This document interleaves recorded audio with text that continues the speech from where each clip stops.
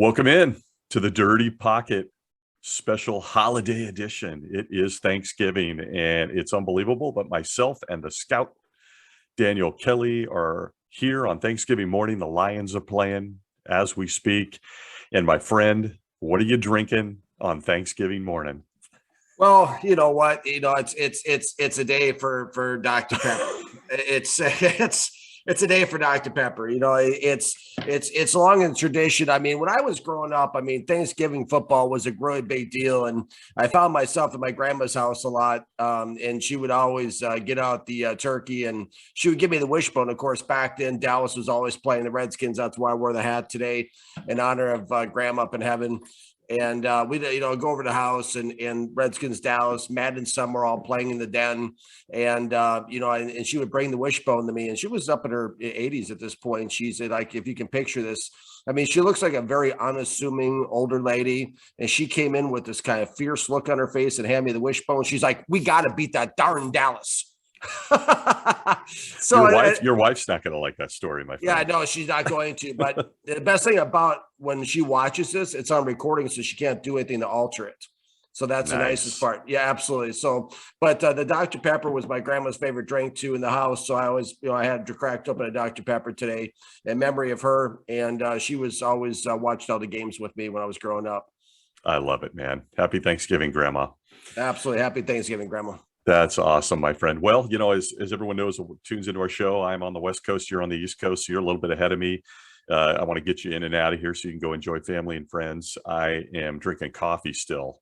Coffee? 10:45 on, Thanksgiving morning. So here we are. Wow. What time did the game start out there? About 6 a.m.? Yeah, it feels like it. It feels like it. We're in the second quarter of the Lions-Bears game, which is just amazing because Jared Goff is 10 for 10, 86 yards and a touchdown and looks unreal.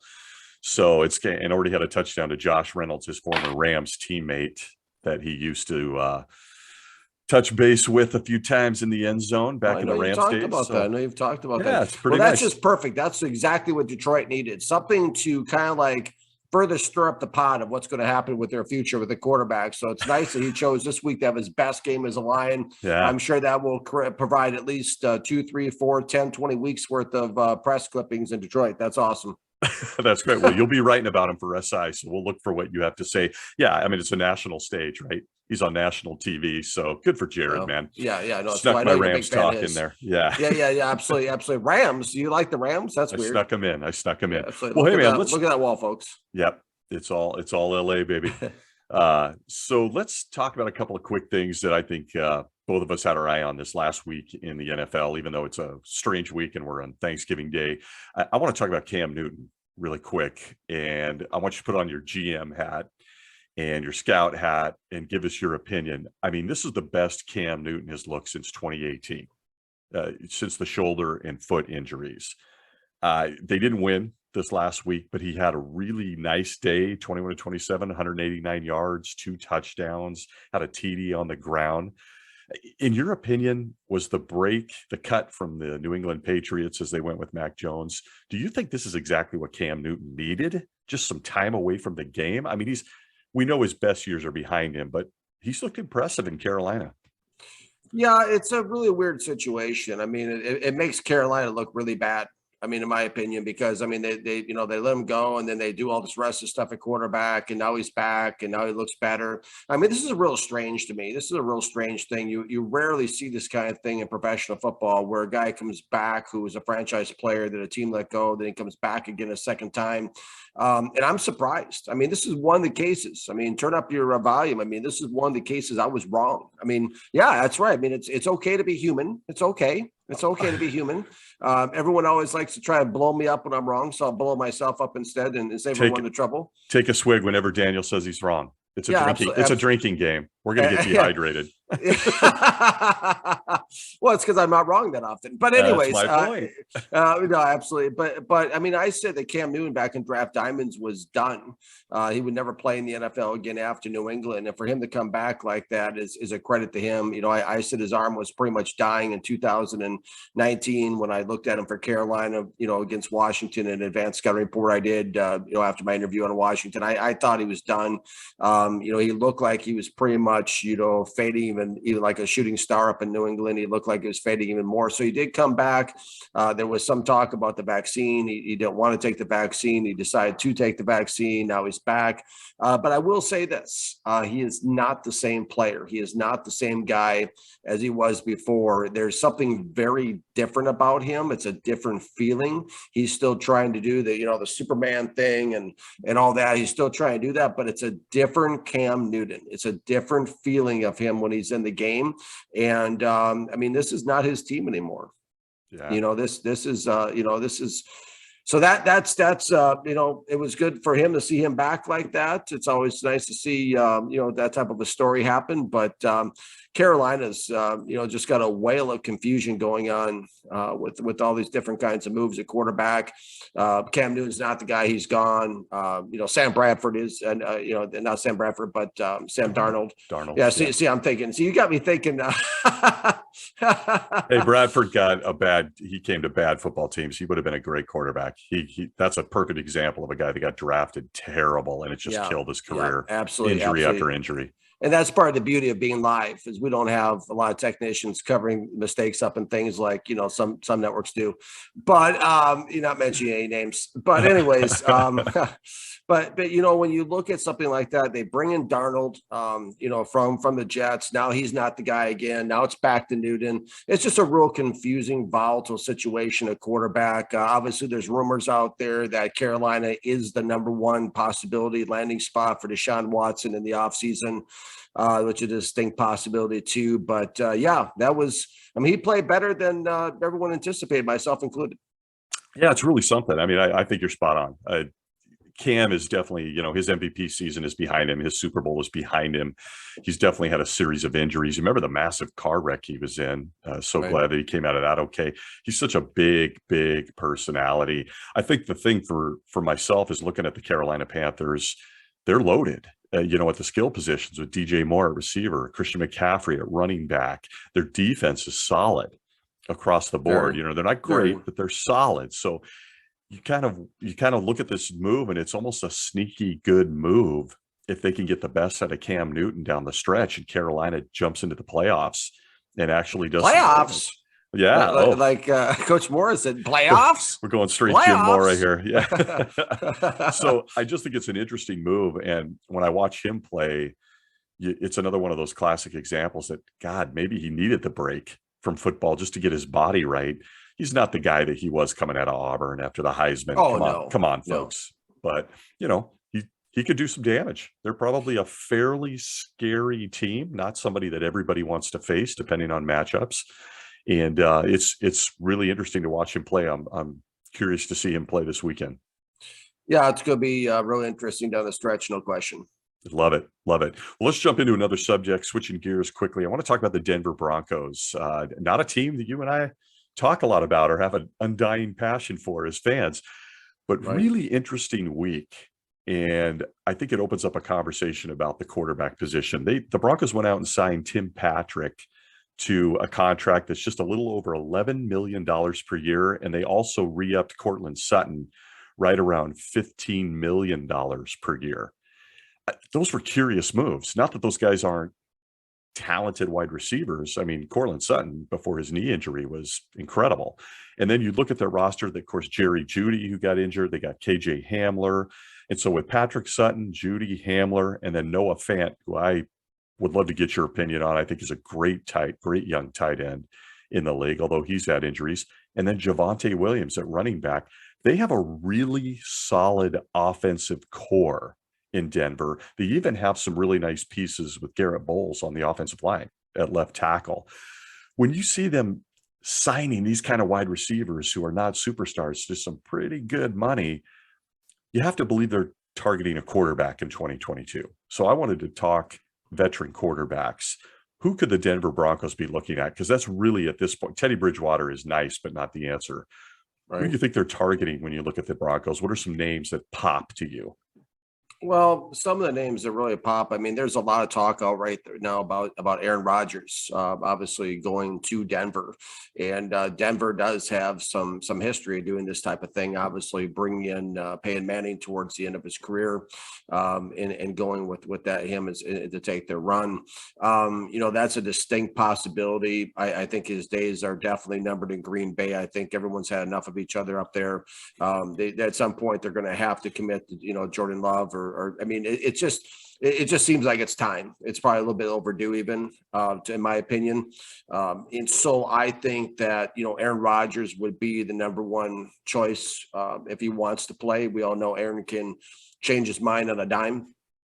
And he may just have enough and just retire and be done with it, as you talked about a little bit off air, Stacy. But looking here at this list on my teleprompter, which is really my cell phone, when I look at this list, I mean, it's a very unimpressive list of names. You're looking at a list of free agents that I'm pulling up here, of basically just backup guys. Obviously, there's a Ben Roethlisberger on this list. There's Nick Foles, names like that. Marcus Mariota. There's Mitch Trubinsky. There's names like that. As I'm just Chase Daniel, Colt McCoy.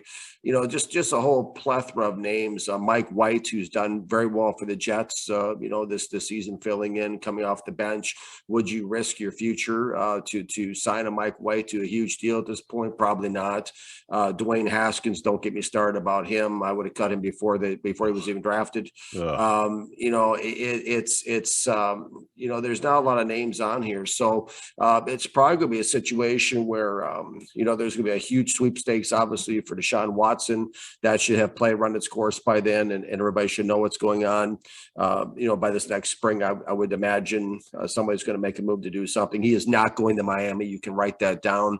There's no possibility whatsoever. Bill Belichick will allow that. I've worked with Bill. He put Nick Caserio in his position down in Houston. He would not be allowed to trade him to the AFC East. So you can put that rumor to bed, and the national media can sing a goodnight song to that one. So Watson's going to be available. Rodgers, there might be another name that pops up too as time goes on.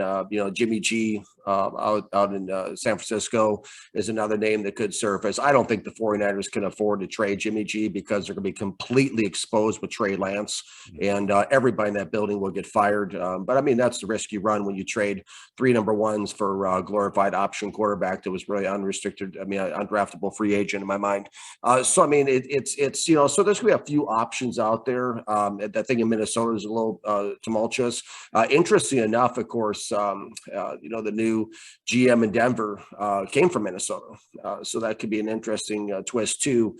With maybe Kirk Cousins being traded out to Denver, maybe it's kind of run its course. It's probably going to be Cousins or Zimmer. I don't see both of them being back next season in Minnesota, so that could be an interesting situation too. So there's a few possibilities for the Denver Broncos. These names, to your point, very quickly, Stacy. I don't know who's pulling the trigger, why they're pulling the trigger, or who's writing the checks. But I mean, I know a lot about football, and I don't know hardly anything about the guys you mentioned. And I haven't studied them either because there's just too many guys. There's literally hundreds and hundreds, if not thousands of guys you can study. Every guy takes, 4 to 8 hours to adequately study. So it's impossible to do everybody. But when you're paying that kind of money, there should be some more productivity and some bigger past, a bigger gain coming from those names. So they're making huge commitments to guys that are just, and the tight end you talked about has some injuries too in the past and stuff. So, I mean, who knows? That situation in Denver's pretty interesting. I love the running back, Williams, Javonte Williams out there. He was my early choice last spring for Rookie of the Year. Loved him at North Carolina. I think he is a phenomenal young runner that they're going to have for a lot of years out there. So it's just interesting. It'd be interesting to see how it unfolds in Denver. But we don't talk a whole lot about the Broncos. Don't give them a lot of love. So we did this week. Little Rocky Mountain love. I think the Broncos are going to be interesting players in this next season. I also don't think Vic Fangio survives as head coach. I think they'll probably let him go when the season's over. They've cleared some cap space. Of course, they traded Von Miller to the Rams and got a slew of draft picks in return for that. So I think that they're definitely signaling, we like our wide receiver core, we like our skill position players. We're going to reboot this thing. And quarterback is, of course, where it starts. You get this almost nostalgic vibe, if you will, because we've seen this before with John Elway when he went out and got Peyton Manning and brought him in for the last 2 years of his career. Peyton was not the best Peyton we've ever seen, but Peyton was enough to get them a Super Bowl. So it's really interesting what's transpiring in Denver. I think it's gone a little bit under the radar as to what they did this week. And I too think when you look at the current stable of quarterbacks, none of it looks attractive outside of Aaron Rodgers or Deshaun Watson. And this Watson thing is just a mess. I mean, he will have essentially had a year off from football. And despite being dynamic and talented, still there is literally no end to this legal situations he's fighting. So I don't know about Deshaun Watson, but you look at Aaron Rodgers and some of the tension there in Green Bay. And if they fall short again this year, which I think they will, to be honest, I don't think they're a powerhouse team like they were last year. I think that, Aaron Rodgers might be a possibility in Denver. It's going to be one interesting offseason.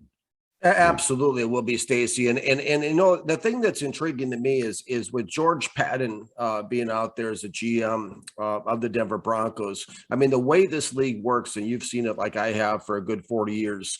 It's a league that only seems to go with people they're familiar with a lot of times in different spots. And it doesn't seem like anybody can really think outside those type of boxes and dynamics. Given that fact, I really feel pretty bold right now, and imagine that on our show. I feel pretty bold right now, and I'm going to be the first person to come in America to come out and say this because that's usually my nature. But Kirk Cousins of Denver Broncos makes a whole lot of sense because from that Vikings connection like that. It's just like your guy Goff going with Brad Holmes up to Detroit. We see this all the time where different guys will travel around in packs.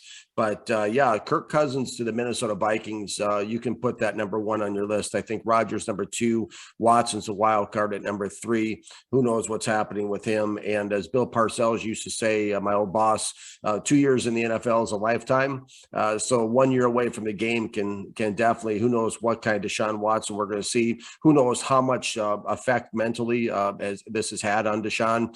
Who knows how the fans are going to respond or the city he goes to, even if he is cleared of all, wrongdoings or alleged all wrongdoings. Obviously, they're just alleged right now at this point. But this whole thing has cast such a cloud over his career that who knows how he responds, the city responds to him. And, it's going to be interesting to see. Yeah, it's going to be an interesting offseason. So switching gears now to another, what I thought was under the radar story, and I cannot for the life of me wrap my head around the situation in New Orleans with Taysom Hill, excuse me, Hills. That's okay. Hills. Hey, this coffee's getting to me, man. I'm calling Sam Darnold, Sam Bradford. I mean, that's true. You're allowed a mulligan too. I mean, it's Thanksgiving, people. Come on, it's time to load up on carbs. Absolutely. I mean, there's only probably been like 350 Sams I've seen come through the league in 40 years. So I'm sorry, but go ahead. Good point. What in the world are they doing in New Orleans with Taysom Hill? He can't be the QB of the future. We've seen enough now to know he's not replacing Drew Brees. They gave this guy $95 million over 4 years. He's 31. And he's, in my mind, at best, he's some kind of utility / player. I'm not saying he's bad. He's a good player. But 4 years, $95 million for a guy that's not going to play quarterback and 31? Wow. What? Is this like we're trying to turn him into Cordell Stewart? What are we trying to do here in New Orleans that we'd want to lock up a 31-year-old quarterback / athlete / running back? I can't wrap my head around that by Sean Payton. Well, here's the thing. This is the unfortunate part of the game that gets really unfortunate, for lack of a better way of saying it. There's a lot of relationships out there between coaches and teams. and agents. And, somehow, some way, sometime, I think that things get a little too political behind the scenes. I remember back in the day, this is going way back many years, but in free agency, the Denver Broncos gave just a monster contract to a very mediocre average guard named Brian Habib to play with the Minnesota Vikings, and just broke the bank for the guy. And it just, of course, once a Brian Habib, who was just a guy, just a jag, as Parcells used to call him. Yeah, just another guy. Just an average guard gets paid, just Hall of Fame money. Of course, then all the great guards in the NFL stepped up and said, "Hey, we got Brian Habib making this. I'm worth double that. I'm worth triple." So, I think this drives the quarterback market up a lot higher. And unfortunately, I thought it was absurd, ridiculous. I thought Minnesota was out of their minds to pay Kirk Cousins the kind of money they paid him. I firmly believe that Kirk Cousins is the most overrated, overpaid player in the National Football League. But now this move is going to drive the market up that much higher. And so when you start talking about, what kind of a trade value does a Deshaun Watson have? What kind of, these kind of things, it really just drives it out of sight, because Deshaun Watson can look at Taysom Hill and say, "Hey guys, if if this is over here, let's sweeten the deal. Let's make my next 12 generations not have to work a day in their lives." So that kind of thing. So I don't know. It's a really strange situation. Sean Payton's been around the game a lot of years.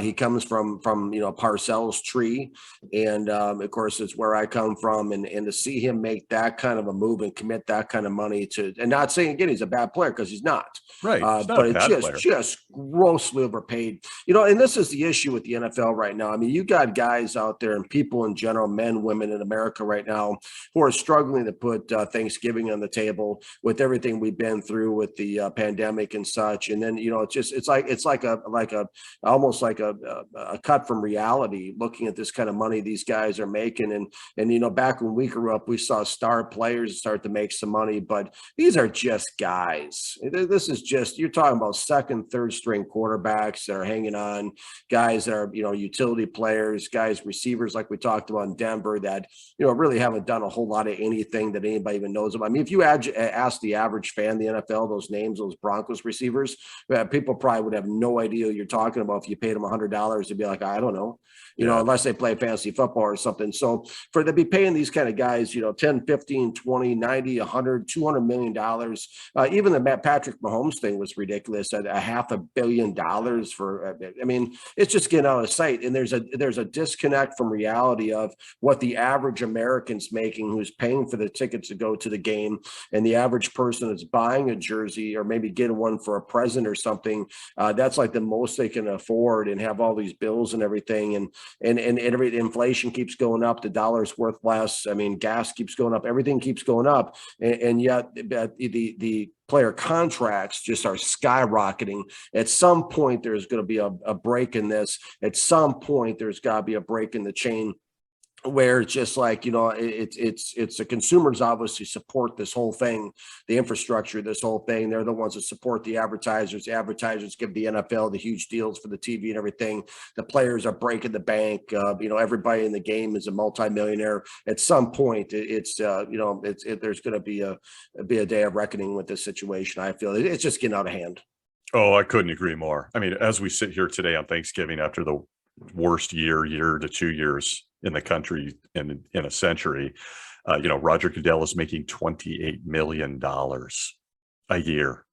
Right. It's so, Mark Cuban, this is probably subject for a whole dirty pocket on its own. Mark Cuban said a few years ago that the NFL will eventually hit a big time wall. And yeah, I look at somebody like a Taysom Hill from a football strategic standpoint. I have no idea why you're locking up $95 million over 4 years it's like monopoly money. It's like monopoly money. He's a gadget player. Yeah. The Saints need to rebuild. Thomas has been out. Their wide receiving core is decimated. Their running backs, Kamara has been banged up, and he's midway through his career. You still don't have the quarterback of the future, Jameis Winston. So you're going, what? They're locking up a guy like Taysom Hill.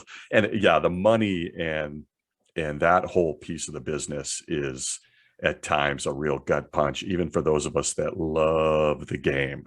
It's still a gut punch to see that stuff, even though you're happy for players getting paid, you know. Well, yeah, getting paid. I mean, that's one thing. Getting paid this kind of money is another. You know, this is funny money. You know, for guys who haven't not even really earned it, which is a surprising part about it. It's just strange, and the fans' reactions to the stuff on social media, like pay the man. You know, it's just ridiculous. 90 million, $100 million. I mean, these guys barely would have made a football team on the teams we grew up watching. Oh, You know, yeah. you know, it's.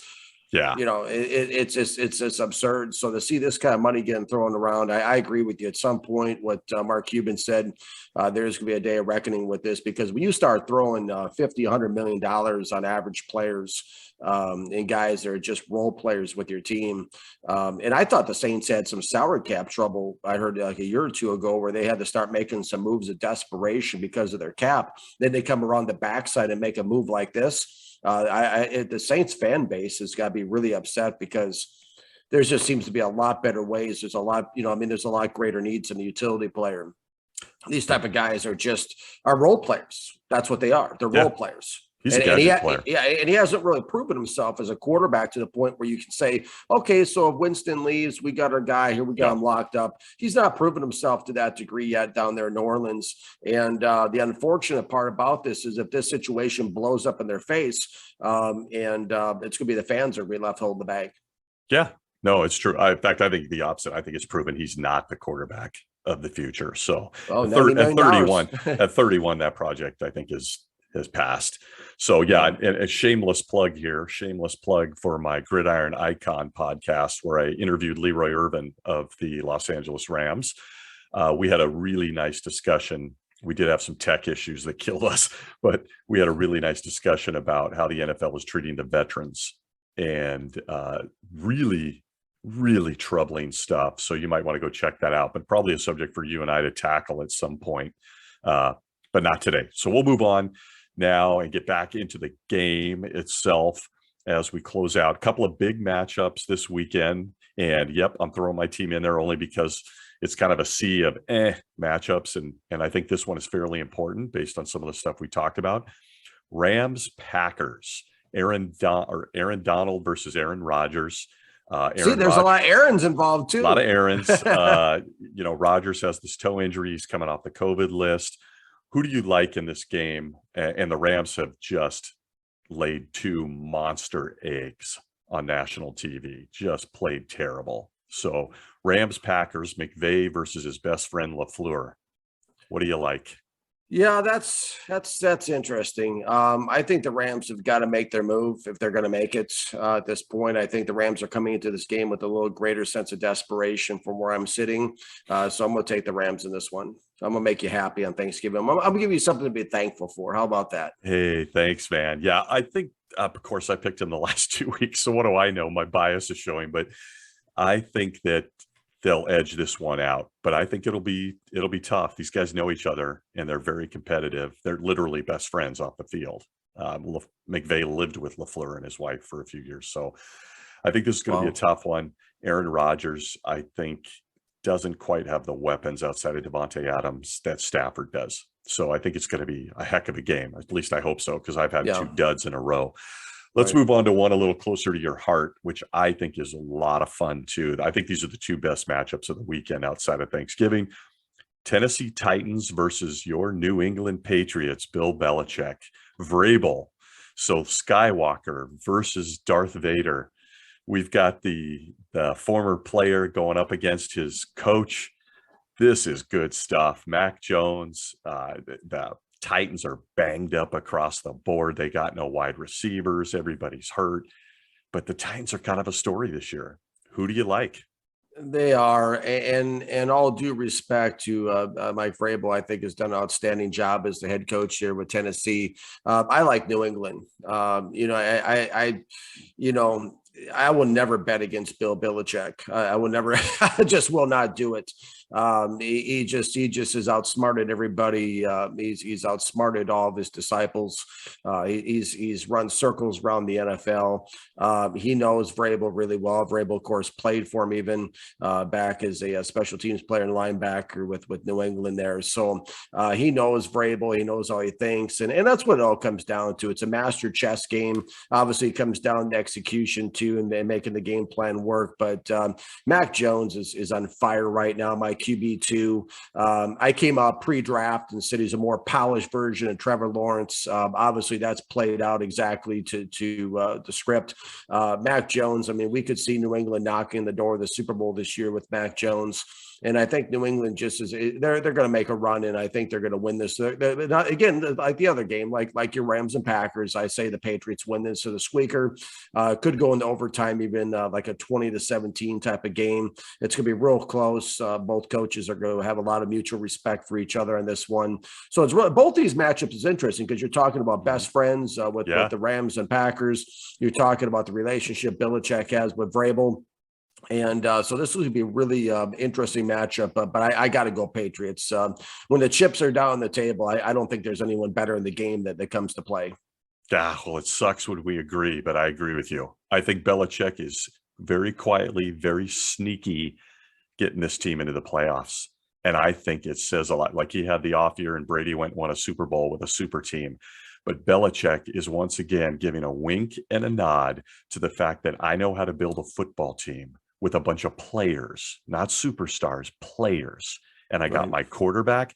I mean, I think it is a very sneaky, interesting story this season, what Belichick is doing. I think the Patriots win, that partly because too, the Titans are banged up. I mean, from Derrick Henry to Julio Jones to AJ Brown, everybody's banged up. They may not even have a receiving core during this game.